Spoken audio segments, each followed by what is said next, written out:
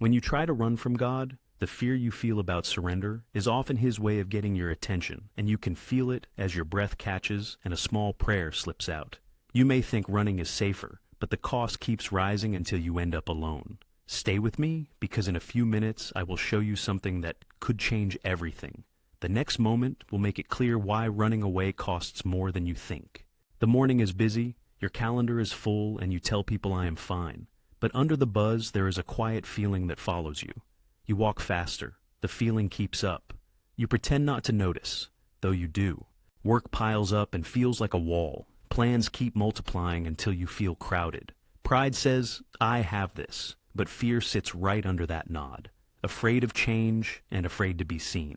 So, you fill the quiet with tasks, meetings, and scrolling. You keep busy. You put off the one thing you already know you need to do, to stop and let go. Your heart moves fast, but it does not move you forward. Holding control feels safe, but peace stays out of reach. You call it wisdom, but it is fear wearing a suit. At night, you turn up the volume on a podcast to dull the ache. You send a late email to feel in control. You push through a hard workout to chase the worry away. You make one more plan to avoid the question. You tell yourself, this is progress. But your chest stays tight and sleep only skims the surface. You snap at the kindest people. Winds feel flat and thin. In small, quiet moments, waiting at a red light, or lying awake staring at the ceiling, that voice comes back. You turn the noise louder, and it turns up too. You say tomorrow you will pray, and then tomorrow slides into next week. Old lines come back about gaining everything and losing your soul. You do not hate God. You are just afraid of what He might ask.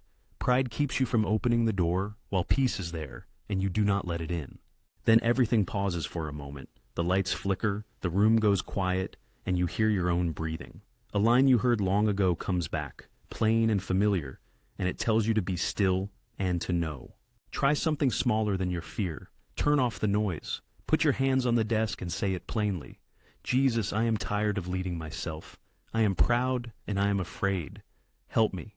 Show me what to set down today. Sit in the quiet for 2 full minutes and listen with your heart, not with your schedule. Notice how your breath returns. This is not losing. This is being led. He once said, "Come to me, all who are weary, and I will give you rest." Let those words settle in you and remind you that rest is okay. Let letting go feel safe. I know because I lived like that for years. I treated being busy like armor. When I finally said yes, nothing dramatic happened at first. Slowly, peace began to stay with me. Work remained, but it stopped ruling my days. Plans started to support love. I learned that His heart is gentle and humble. He does not shame the tired. He guides them. Surrender did not shrink my life. It gave my life a center that did not break. Today, turn off one noise. Set a 5-minute timer. Sit quietly and ask Jesus what you are holding so tightly. Then say one small yes. Apologize if you need to. Close the laptop. Sleep on the decision. And let God lead. At 2 in the morning, rain hits the window and the fridge hums in the background. Your phone glows, but you are not looking at it. You can feel your heart beating in your chest. Under all that noise, a quiet feeling keeps coming back. Tonight, it will not go away. Days look full, but inside you feel thin. You push harder, scroll faster, nod through meetings, laugh when it feels safe. In the quiet, the edges cut. The invitation to trust God is quiet and your mind is louder. Trying to control things promises safety, but only brings tension. Sleep breaks into pieces. You wake up, sink back, then wake up again. Thoughts run through your head, questions that keep asking, what if I fail? What if they see me? What if God is disappointed? You brew strong coffee and hope the morning will hold. You make lists, and then you reorder the lists. You put on a podcast so there is no room for the small, honest voice. You say a quick prayer that sounds brave, but your hands stay tight. Stillness feels dangerous because silence might reveal the truth you keep pushing down. The truth is that you are running, and the running no longer works. The mask fits worse each day. Even your smile hurts. In the mirror, your eyes look tired and worried, low on hope and quick to doubt. Then a memory comes, quiet and clear, telling you to be still and to notice what is real. Another memory follows with the same calm message. Peace, be still. You breathe out once. You do not try to fix things. You make a simple, risky choice. You decide to be seen. Start simple. Sit on the floor by the bed with your feet on the floor and your phone face down. Notice your chest rising. Name the weather inside. Say it plain. I am scared. I am tired. I do not know how to stop. Then turn to God the way a child reaches out in the dark and whisper, Jesus, I cannot hold this storm. Please hold me. You are not performing. You are surrendering. This is not losing. This is shelter. Psalm 46 says, Be still and know I am God. So let your shoulders drop, unclench your hands, and breathe the way you do at home when you feel safe. The rain outside keeps falling, but it no longer owns you. You are not the first to feel a storm inside. The friends of Jesus once feared the boat would break. He stood and quieted the wind, and their fear changed. Calm can come in waves. Some nights will still be rough, and that is okay. God stays near the brokenhearted. Each honest breath is a step away from living a divided life. Trust grows here slowly and steadily. Tonight try giving 10 minutes to the noise and 1 minute to being still. Sit, breathe, and quietly say, Lord, I am yours in this storm. Meet me here. Do the same again tomorrow. Keep doing this, and little by little, it will change how you feel. It is late and the room is quiet, and your face in the dark window looks back at you like a stranger, the streetlights making the glass glow, and the reflection feeling distant. You feel your breath catch, and in a few breaths, something will break. Not you, but the thing you are about to do. You keep the mask on because it feels safe. Busy days and loud nights and jokes hide the ache. You're afraid that if God sees everything, love will leave. So you throw yourself into plans, into work, into noise. Still, the quiet keeps finding you. Shame makes your body heavy and your eyes drop. Your heart wants mercy, but your hands hold tight to control. You tell yourself, not tonight, maybe tomorrow, but the call does not fade. Something inside me keeps getting sharp and thin. Sleep is shallow. I replay the same scenes over and over. The word I should not have said. The promise I left undone. The secret search at midnight. I tidy the outside, but the inside is loud. I try to fix it on my own. More rules, more hustle, a better image, a perfect plan. I smile and I ache. I scroll and swallow and keep moving, but my chest stays tight. The mask becomes a weight. I fear being seen, so I avoid mirrors that hold my eyes too long. I even avoid prayer because prayer feels like eye contact. Shame whispers, stay small, stay hidden, stay safe. Still a quiet wish rises. What if I say it all and love does not run? That hope scares me too, because if love stays, then I must stop running, and I do not know how. Then a simple thought comes to me. Stop pretending, breathe, tell the truth. Not to the room, but to God who already knows and still stays near. You sit by the window and let your guard down, and you say simple, honest words. God, I have been hiding. I am proud. I am afraid. I am ashamed. Please help me. You name what you have been avoiding. You do not explain it away. You open your hands. A clear image comes to mind of the father who ran to the lost child before anyone could say anything. He did not flinch. He did not turn away. He only reached out. Your shoulders drop, your breathing eases. Surrender starts here, not by doing more, but by letting yourself be seen and loved as you are. You are not punished for telling the truth. You are welcomed. When you tell the truth, people do not shame you. They try to help you heal. Jesus said the truth sets us free, and those words feel warm now instead of hard. I have watched this happen so many times. First the tears, then a deep calm. People stop hiding and find courage. The fear that love will leave you is a lie. True love pushes out fear, and you can feel that tightness inside start to loosen. Take one honest minute today. Close your eyes and tell God what you really hide. Say out loud that you are here, that you surrender, that you need help. Leave the mask with Him, then rest. Do it again tomorrow and watch how your life begins to change. It was 2 a.m. in a quiet parking lot. Rain tapping the roof, my hands still on the wheel, and I felt spent. The fight inside me was gone. In the dark, a simple thought came. What if I stop holding on? I tried to control every moment. I filled my days with lists, late nights, a tight jaw, and a phone that never stopped buzzing. I told myself control was safety. I kept God nearby, but at a distance I could manage. The fear kept getting bigger because I believed that if I let go, I would fall apart, and if I trusted, I might be left alone. My heart wanted to be held, but my hands stayed closed. Days blurred and my sleep was thin. I worked harder, but everything still felt unstable. I tried stricter rules, more coffee, and louder distractions. I scrolled to avoid the pain. I snapped at people I love, and then promised myself I would be gentler the next day. The next day came heavy. I smiled in meetings, and in the bathroom, my hands shook. My chest felt tight. The old trick stopped working. Pride told me to keep going, and fear told me that if I stopped, I would be overwhelmed. I kept fixing small things, anything, so I would not have to face the big thing. The quiet became loud in traffic, in church, in bed. Then I reached a point where nothing I did made a difference. The door would not open, and I had no keys. I stopped the car. I turned off the engine. My hands were empty. The rain made a steady sound, and I did not feel empty or alone. I felt a presence. I remembered a line I had heard before, that when you pass through the waters, I am with you. I did the only honest thing left. I whispered, God, I cannot hold this anymore. I am tired of trying to save myself. Please hold me. I put my hands in my lap and let the tears come. No fixes, no plan, just quiet. I remembered the psalm that says, be still and know, and I heard Matthew's words about coming for rest. The tightness eased, not all at once, but enough to breathe. I stopped fighting, and for a moment I felt held, even in the silence. Since that night I learned that trust can grow where you cannot see it. Things start working under the surface. David called it the valley, and he found someone to look after him there. The next morning, nothing outside had changed, but I had.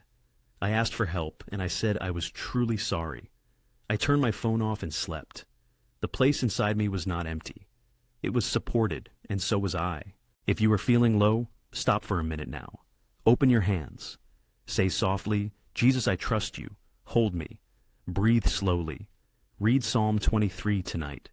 Let what is deepest inside you be the place where you can finally feel held. The room is quiet, the phone is face down, and my chest feels tight. I lie there staring at the ceiling, trying to think of something to fix it, but nothing comes. After a long pause, a small word finally slips out. Help. Pride tells me to keep the mask on, act strong and plan harder, and fear warns that if I let go, I will lose control. People will see the weak parts of me, and God might not want me, so the day fills with noise. I keep the smile on, and my soul grows tired, trapped between looking fine and feeling lost. You work late and promise yourself tomorrow will be better, so you drink more coffee and chase new goals. But your mind keeps spinning. The blue light goes out, and your thoughts do not. Old mistakes replay, new worries pile up, and your breathing gets tighter. You try to pray, and it feels like a locked door, like the words have to be perfect to count. Shame tells you to be strong, and that only weak people ask for help. Pride tells you to earn your peace, do more, prove you deserve it.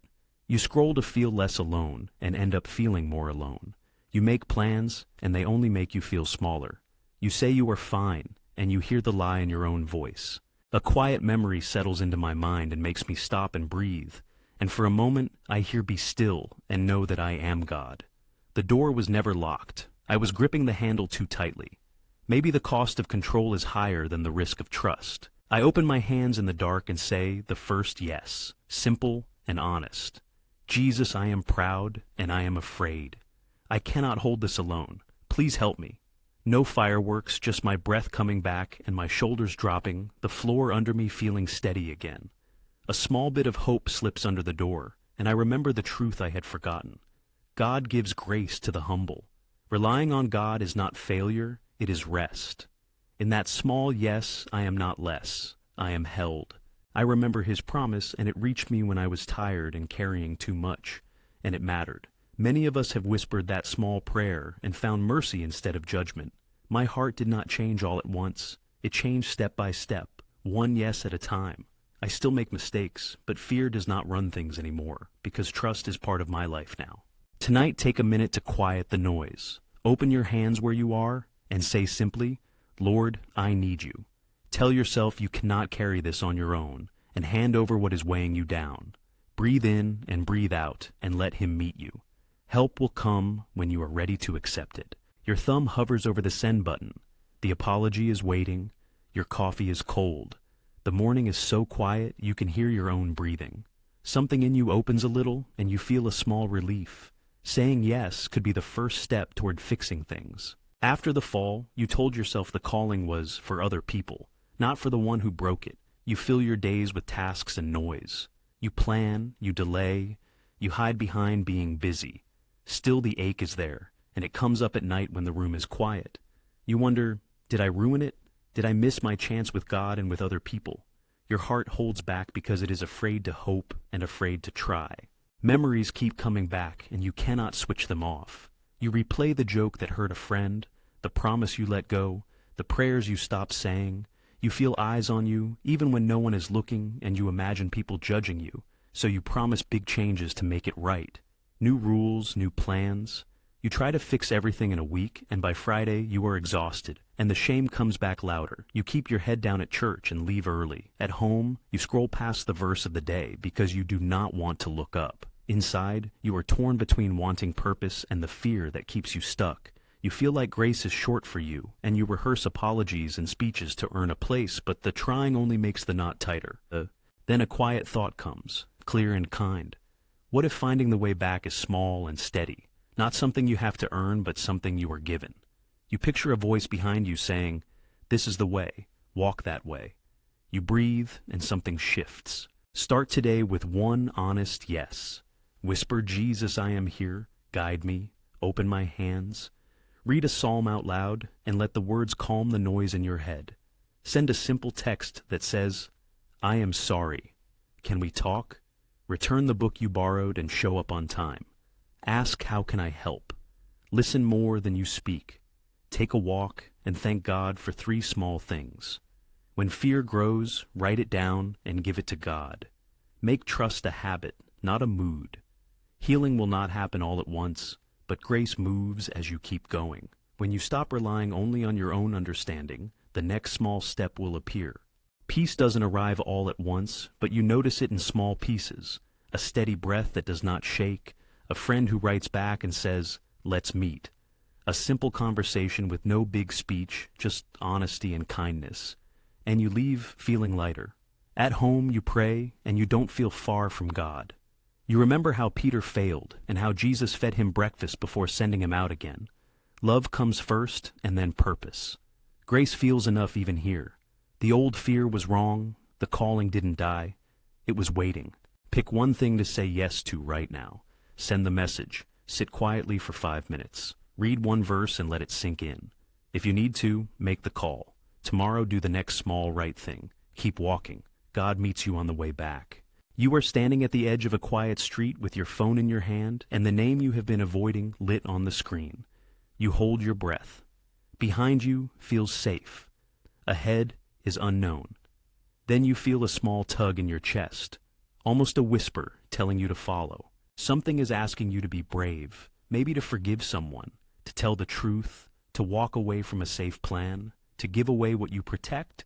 Your heart wants things to be easy, but love asks for more. Fear tells you that you will fail, that you will lose control, that you will look foolish, so you wait, and you make reasons, and you pray for another task. But the pull keeps growing. You begin to sense that it is God, steady and kind, inviting you to say yes. Comfort pushes back. Safety feels like the right thing to hold on to.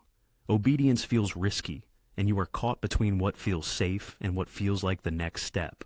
You keep busy to avoid it. You fill the calendar and call it wisdom. You make a neat list, then another, and for an hour it helps, and then the weight comes back. At night you lie awake and bargain with the dark, telling yourself, if you had a sign, you would go. Morning comes, and the sign is small but clear. A message from the person you need to forgive, a door half open at work, a stranger who needs the very gift you have kept hidden. Heat rises in your chest, and you say not today, later, and then you try to numb the feeling with noise. You scroll, you snack, you scroll again. It fades, and then it comes back stronger. You think of Jonah and the long, hard detour. You ask for peace, but peace does not come when the heart is hiding. Your smile looks fine, but each no makes you shrink a little. The cost of staying safe grows into less wonder, thinner prayer, and heavier steps. You are afraid of the risk, and now you are afraid of the cage too. Then a new thought comes, calm and steady, and I find myself thinking that the brave choice might actually be the safest when God is with me. I breathe, and the room softens. I say quietly that I do not know the path, but I trust God more than my own comfort. Start with one small yes. Say the simple prayer out loud. Jesus, I choose love over ease. Ask him to lead you one step, and then take that step. Send the text, make the call, tell the truth gently. Give the gift you held back, apply for the opportunity that scares you. Forgive before you feel ready. Keep your eyes on him when you step out, and the fear is still there, but your focus shifts. Let love push fear out one breath at a time. Remember how he said to seek the kingdom first, and how he promised he is with you. Surrender is not losing your life. It is finding it in his hands. Other people have walked this path before you. Abraham left what he knew and found a reason to hope. Peter stepped into the water and felt a hand that would not let go. Saying yes does not make the storms disappear, but it brings a steady presence. Doors you tried to force open start to open on their own. Some doors stay closed, and that still helps point the way. You feel your chest lift. Peace comes back not because the road got easier, but because you are not alone. Be strong and courageous, he says. I am with you wherever you go. Today, name the difficult choice you are avoiding, and tell God you will say yes to one brave step. Breathe. Ask Jesus to lead you, and then follow. Do the next small thing out of love. Letting go will change your life, and it begins with this step now. Rain hits the porch light when the bell rings, and the person I promised to avoid is standing there, soaked and unsure. My hand freezes on the latch. After all these changes, why now? A quiet thought comes up inside me, telling me not to close the door. I have to admit something I do not like to see in myself. I want mercy for myself, and I give out judgment to other people. I make small lists in my head about who is safe and who is not. I call it wisdom, but the truth is, it is fear pretending to be something better. I lock grace behind rules so I can feel in control. The signs are simple. My smile is tight. My prayers are short. Peace feels thin. I avoid certain streets and certain names. My world gets smaller, and my pride gets bigger. I decide who deserves grace. I try to fix things my way. I do more for people, say less, and keep my distance. I replay old hurts in my head, imagining I am brave and they are cruel and that others agree with me. That helps for a moment. Then the loneliness comes back. The house is quiet, but my chest is loud. I see the older brother outside the party, angry and right and alone. I think of Jonah hiding, furious because God showed kindness. I do not want to be them, but I am close. I worry that mercy will erase what was wrong, that forgiving will make me small, invisible, unsafe. So I hold on to the list. The cost is heavy. Love cannot live when I close myself off. Even my prayers become sharp. I ask God to fix them, but I do not ask God to soften me. Then the bell rings again. A small memory comes back. It is the night I stood at the door and God did not turn away. I can hear a line from James that is quiet but firm and says, "Mercy wins over judgment." My fingers loosen on the latch and I breathe. I choose a different way, not because I feel ready, but because I am done being small. I whisper Jesus and let go of the need to decide who deserves his kindness. Teach me mercy. I open the door. I do not excuse the past. I do not ignore wisdom. Boundaries can stay, but bitterness cannot lead. We sit at the table with wet coats and slow words. I listen. I speak the truth with grace. I leave room for God to judge and room for me to love. The room warms. My shoulders drop. I notice a light that I did not create. The result is not what my fear promised. There is no perfect speech, and there is no magic fix. Still, something shifts. The knot in my chest loosens. Their eyes soften, and mine do too. I remember Jesus saying that he wants mercy more than sacrifice, and that what God calls clean is wider than my list. Grace goes farther than my plan, and I feel a little more room. I sleep that night, and in the morning I feel taller inside. Mercy is not weakness. It is the strength of God moving through ordinary people like me. Now it is your turn. Think of the one person you have been keeping at a distance. Hold that name before God. Quietly ask Jesus to help you move beyond your judgment. Then take one small step today. Send a message, offer a prayer, bring a meal, or set a place at your table. Open the door just a little and see what grace does. In 3 hours, a call will test everything. Right now, the kettle clicks, the phone hums, and morning light moves across the table. A small thought comes up, simple and steady. Today, I will give it back again.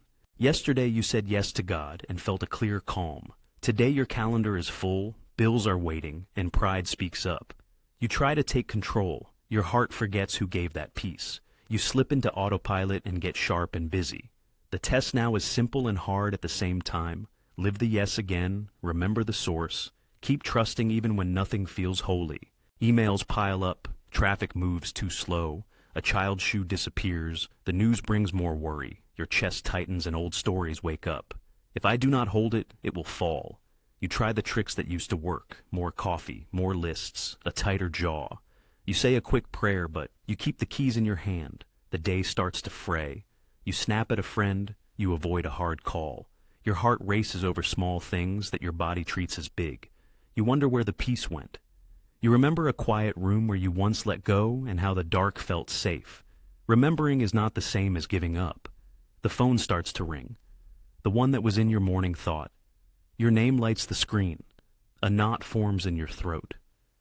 This could be the moment you go back to old ways, or it could be different.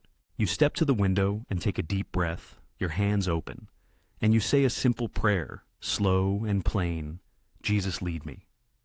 A passage from Proverbs says, trust with all your heart and do not lean on your own plan. The phone keeps ringing, but your grip softens. Surrender is not one big dramatic moment. It is a rhythm you live in, a string of small choices. You answer with honesty instead of rushing. You choose truth rather than getting defensive. You pause before you speak. You start the day with a verse, maybe Psalm 23 or the line about daily bread. At noon, you reset with a small yes. In the afternoon, you let go of a slight you would have carried before. You remember that Jesus said to take up your cross every day. So you take up the small cross that is there in front of you. The burden turns out to be lighter than your fear promised. The room feels calmer, and your heart finally breathes. Not every hour feels good. Some hours hurt. Mistakes still happen, but peace stays under the noise. When you slip, you come back faster, you say sorry sooner, and you sleep deeper. Mercy finds you again in the morning, and it feels new. Isaiah talks about perfect peace when the mind is steady. And you feel a little of that. You begin to see that the source was never about your effort. It has been a presence with you all along. Try it for one day. Start your morning by giving God the first 5 minutes. Say quietly to God, your will not mine. Read Psalm 23 slowly. Choose 3 moments to pause during the day before you answer someone, before you make a decision, and before you go to sleep. Open your hands a few times and let go. Notice how you begin to feel calmer.